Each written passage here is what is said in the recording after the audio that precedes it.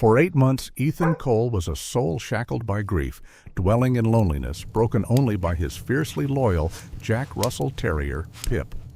He believed he could save nothing. Then, an orphaned lion cub, Kaiser, arrived at his doorstep. Ethan saved the cub, but the miracle was his dog's bizarre reaction. Pip, the tiny terrier, instantly appointed himself the protector and guardian of the future apex predator. This is a story of impossible healing, of a love that defies species, and of one man's struggle with the most difficult choice. Should he hold on to the love that saved him, or grant the creature his freedom, honoring the very wild instinct that makes him magnificent? The rain came down in relentless sheets over the Bitterroot National Forest, drumming a monotonous rhythm on the corrugated tin roof of Cabin 14.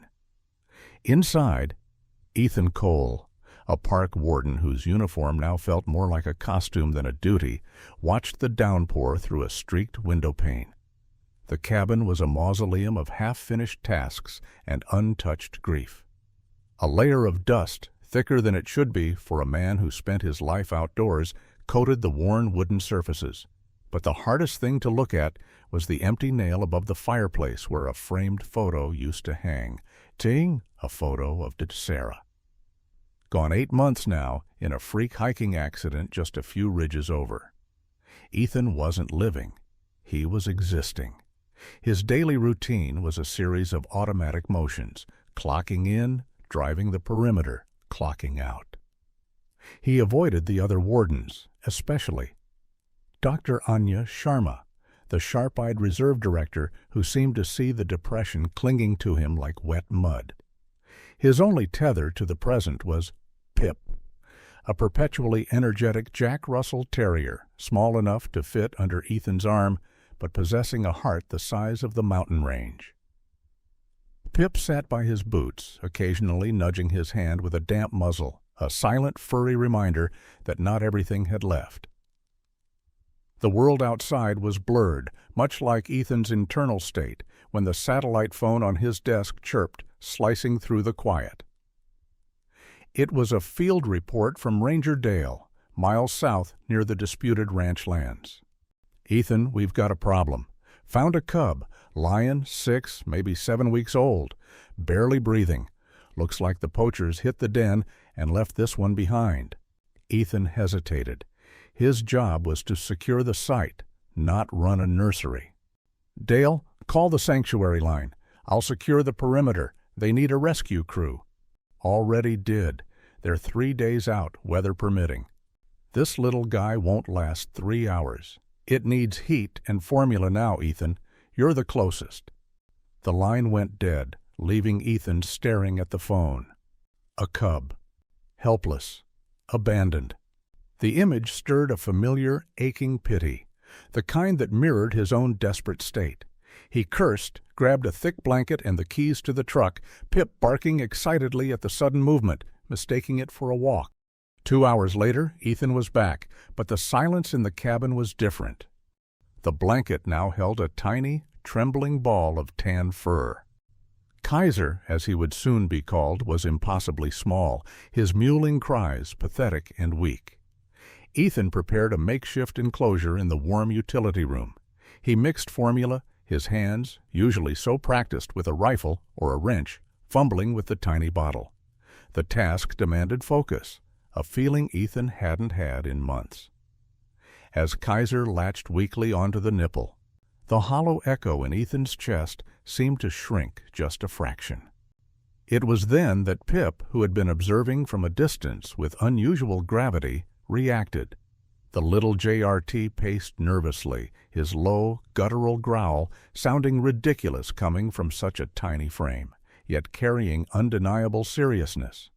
Pip didn't see a lion. He saw a vulnerable being. After 10 minutes of intense monitoring, Pip slowly approached the shivering cub. Kaiser, still too weak to register threat, simply shifted, seeking warmth. Pip did the unthinkable. He gently lay down beside the lion cub, positioning himself between Kaiser and the rest of the room. Ethan stared, a bizarre mix of fear and wonder gripping him. Pip, the fierce protector, had instinctively adopted the vulnerable predator. He knew deep down that this was wrong, illegal, and fundamentally dangerous. But watching the two small bodies huddled together, he felt a warmth he hadn't known since Sarah left. He wouldn't call the sanctuary just yet. He needed this. He needed them. The next 3 months in Cabin 14 unfolded like a strange, forbidden pastoral dream. Kaiser grew rapidly, trading his weak, downy coat for a thicker, more defined, tawny fur. He was a creature of startling beauty, his paws already massive, his eyes an intense, curious gold. Ethan, fueled by the cub's sheer need, found a rhythm he hadn't known since before his loss. He would rise before dawn, prepare the fortified milk, clean the enclosure he'd reluctantly built in his spacious garage, all while Pip shadowed him, a tiny, self-appointed logistics manager. Ethan still avoided people, but he was no longer avoiding life. The focus required to keep Kaiser alive pulled him relentlessly out of his grief. The constant demands of a growing predator, the midnight feedings, the necessary boundary setting, the cleaning were a heavy but welcome anchor.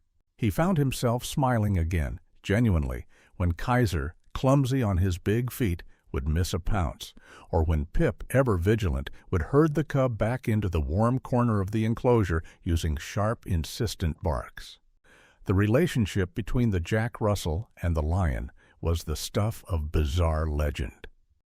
Pip, weighing maybe 15 pounds on a full stomach, became Kaiser's primary social guide.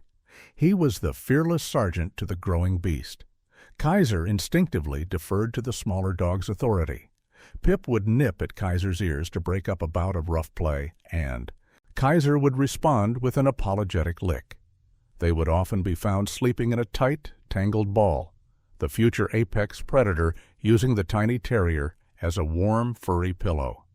Ethan captured these moments on his phone, an archive of a love he knew couldn't last. These were his precious, stolen moments of healing. He saw Kaiser's thriving as proof that he could still nurture, that he could still save something. The idyllic bubble burst one mid-morning with the arrival of Director Anya Sharma. The director was not prone to social calls. She found Ethan in the yard, looking healthier than she'd seen him in a year, reinforcing a section of the garage's exterior wall. "You're looking well, Ethan, finally cleaning up the place," Dr. Sharma observed, her voice polite but clipped, eyes scanning the premises. Ethan swallowed, leaning against his hammer. "Just catching up, Doctor." "I see, that's good.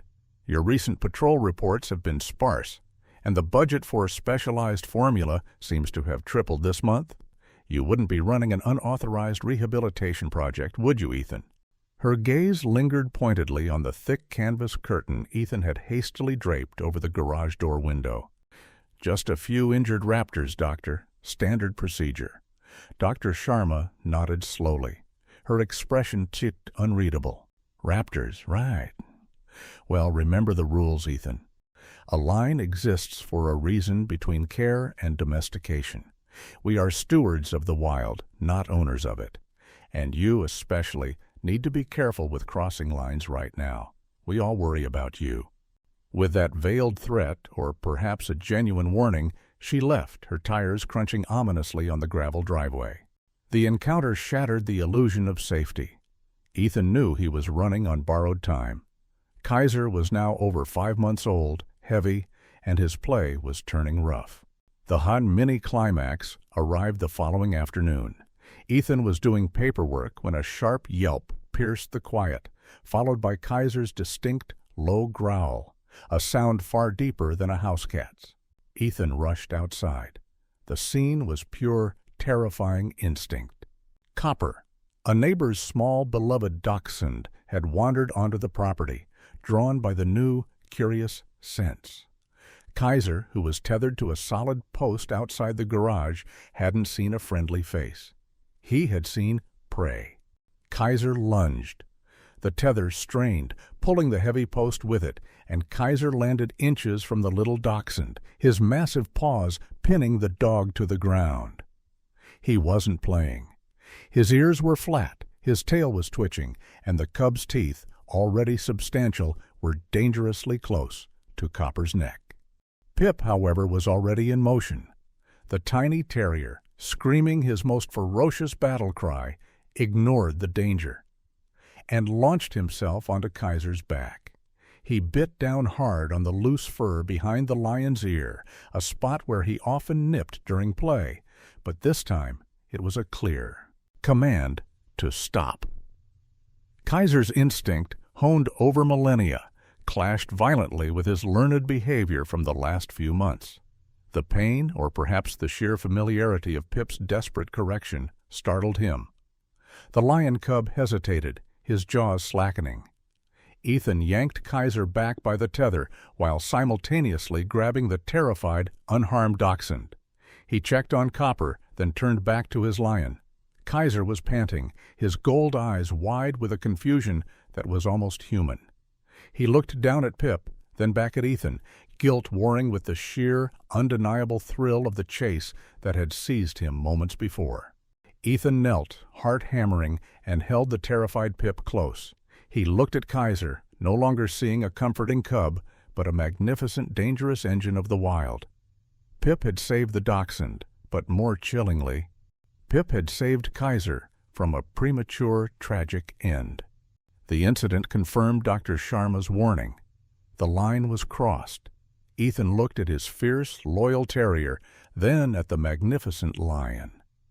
I am endangering the one I love to save the one I can't keep. The love felt in the warmth of the impossible family was no longer a remedy for grief.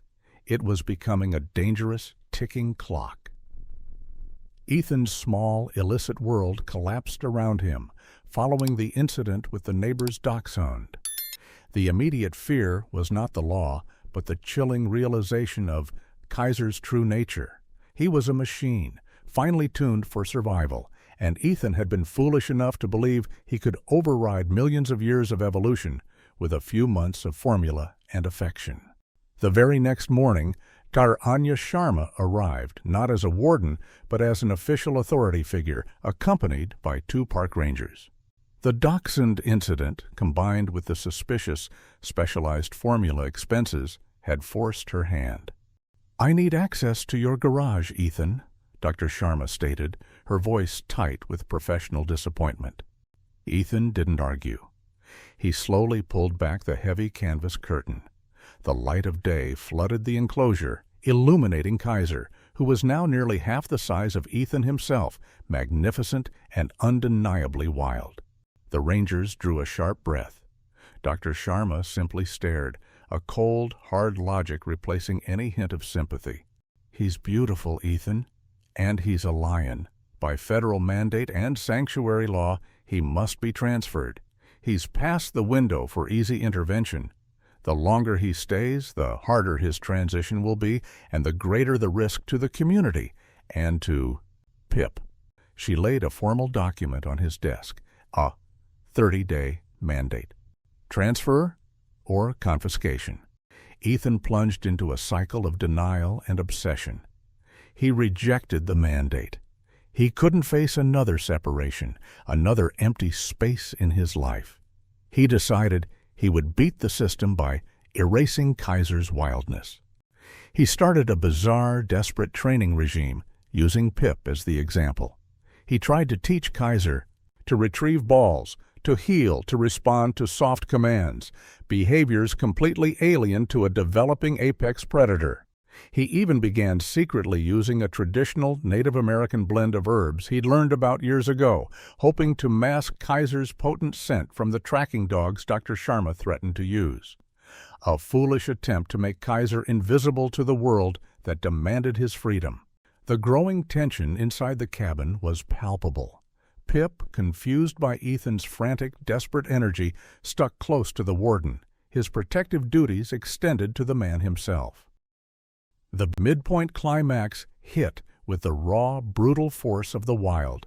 A late-season thunderstorm, far more violent than the forecast predicted, erupted over the preserve. It wasn't just rain. It was a furious deluge of wind and lightning. A massive ponderosa pine, destabilized by the rain-soaked soil, came crashing down, narrowly missing the cabin but obliterating the back wall of Ethan's hastily constructed garage enclosure. The sudden, deafening noise and the physical shock of the timber explosion were too much for Kaiser. He was 5 months of pure panicked instinct. The open hole, the smell of damp earth and freedom triggered something deep within his core. He didn't run towards a specific goal. He bolted, a streak of tawny lightning dissolving into the storm-whipped trees. Ethan, deafened and terrified, scrambled outside. "Kaiser! Kaiser!" The wind swallowed his cries. Pip, however, didn't panic. He understood the territory. Ignoring Ethan's desperate attempts to grab him, the small terrier shot out into the gale, his nose down, following the overwhelming scent of his charge. The search was a frantic blur under the punishing storm. After what felt like hours, Ethan found them near the creek bed, the spot where he and Sarah used to picnic. Kaiser was cornered by a flash flood surge, terrified. Pip was beside him, barking incessantly, trying to guide the panicked lion back towards higher ground. But Kaiser wasn't listening to his little guardian now. He was a creature overwhelmed by fear and the sheer raw power of the elements. Ethan lunged to grab Kaiser. Seeing the large human form approaching in the dark, rainy chaos, Kaiser didn't recognize his savior. The lion's final desperate defense mechanism kicked in. With a snarl of pure terror, Kaiser spun, his massive paw striking out blindly. He didn't intend to harm, but the swipe caught Pip square on the flank as the JRT tried to position himself between the man and the lion. Pip let out a single, piercing, heartbreaking yelp, not of pain, but of betrayal and fear. Ethan froze. He could handle the bite of a wild animal, but the sight of Pip collapsing, whimpering, a red line blooming instantly across his fur, was the breaking point. He finally subdued Kaiser, wrapping him in the emergency blanket, but the damage was done. Dr. Sharma arrived minutes later, alerted by the emergency ranger call about the downed tree and the escaped animal. She took one look at the weeping Ethan holding the whimpering, injured Pip and the massive, trembling Kaiser contained in the blanket. She didn't need to say a word. Ethan's desperate secrecy, his manipulation, his denial, it all culminated in the sight of his loyal companion hurt by the very creature Ethan had selfishly clung to. "You risked his life, Ethan," Dr. Sharma said, her voice heavy with disappointment, indicating the injured Pip. "You sacrificed the loyal love you had for a desperate fantasy of the one you lost. Kaiser goes tomorrow. I'm suspending your patrol duties immediately." Ethan looked down at Pip, then at the lion cub, now cowering and subdued. The weight of his guilt crushed the last vestiges of his denial. This was the all-is-lost moment. He hadn't saved Kaiser. He had caged his own grief, and in doing so, he had endangered the innocent life who saved him every day. Kaiser had to go, not for the law, but for his own safety and freedom. The morning of the transfer was cold, clear, and utterly silent. There was no argument, no defiance left in Ethan Cole. The fear for a Pip's life had finally cut through the blinding fog of his grief, leaving behind a sharp, clean ache of acceptance. He was preparing to lose someone he loved again, but this time the loss would be an act of true love, not tragedy. Pip, his small flank bandaged, but his spirit undimmed, seemed to understand the solemnity of the moment. He kept close to Ethan's heels, glancing anxiously between his warden and the heavy metal transport crate in the truck bed, where Kaiser waited, subdued but enormous. Dr. Sharma met Ethan at the entrance to the Puma Valley Reintroduction Enclosure, a sprawling multi-acre habitat designed to transition young predators back to independence. "I won't pretend I'm not furious, Ethan, but I see what this cost you," Dr. Sharma said softly, nodding toward Pip. "This facility gives him space, prey, and the isolation he needs to forget us. It's the only chance he has at a real life." The final test arrived at the staging gate. Ethan opened the transport door. Kaiser hesitated, smelling the vastness, the deer, the wildness beyond the chain-link fence. This was the moment where learned affection clashed with ancient instinct. Pip, sensing the imminent separation, began to cry, a low, mournful whimper that pierced the quiet morning. Then, forgetting his injury, the little JRT struggled, trying desperately to leap onto the edge of the transport bed. He barked, not aggressively, but in a final, urgent plea to the lion. It was too much. Ethan had to physically restrain his dog, turning his back to the cage. "No, Pip, no more," he whispered, burying his face in the terrier's soft fur. Kaiser watched them. He saw the struggle, the pain, the small, loyal dog who had been his strange mother and teacher. He took a single, slow step out onto the unfamiliar earth. He looked back one last time at the small, defeated group by the truck. Ethan, the man who saved him, and Pip, the tiny soul who protected him. Then Kaiser let out a sound Ethan had never heard, a deep, resonant roar, not of threat, but of recognition and farewell. It was the sound of a lion, not a cub. He turned and bounded away, a magnificent tawny streak, disappearing instantly into the tall meadow grass. The gate clanged shut 1 year later. Ethan kept his job. Dr. Sharma, perhaps recognizing that Ethan's experience, however misguided, had made him an expert in the cub's personality, offered him a path back. He wasn't on patrol, but was focused on a new program supporting the psychological health of rescued wildlife before release. The cabin was neat now. The space Sarah had left was still empty, but it no longer felt toxic. It felt like a memory, no longer a tomb. 1 year after Kaiser's release, Ethan drove to a remote overlook bordering the Puma Valley enclosure, Pip riding shotgun. They didn't often visit, but this day, Kaiser's birthday, Ethan realized, felt right. They stood near the fence line, high above the valley floor. Ethan sat down on a stone bench, and Pip, quiet and attentive, lay his chin on the dry earth. After a few minutes of quiet contemplation, Pip lifted his head and let out a single, small, familiar bark, the light, sharp sound he used to summon Kaiser from sleep. Seconds later, the tall grass at the far end of the valley parted. A mature, powerful lion, his mane a dark gold halo, stood silhouetted against the rising sun. It was Kaiser. He was breathtaking. He didn't move toward the fence. He didn't even acknowledge the small human. He stared, instead, directly at the tiny dog.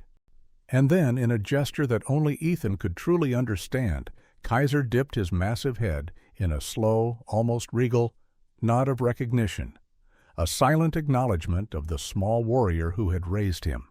He was wild. He was free. He was alive. Ethan smiled, a feeling of deep, genuine peace settling over him. He was no longer trying to fill a void. He was simply grateful for the connection he had been given. Thank you for joining us on this journey. Before you scroll away, tell me this. Do you believe a bond like theirs could really exist? If this story touched your heart, drop a 1 in the comments so I know you're still with me. And don't forget to subscribe, because the next story might just remind you that sometimes the wild loves us back in ways we'll never forget.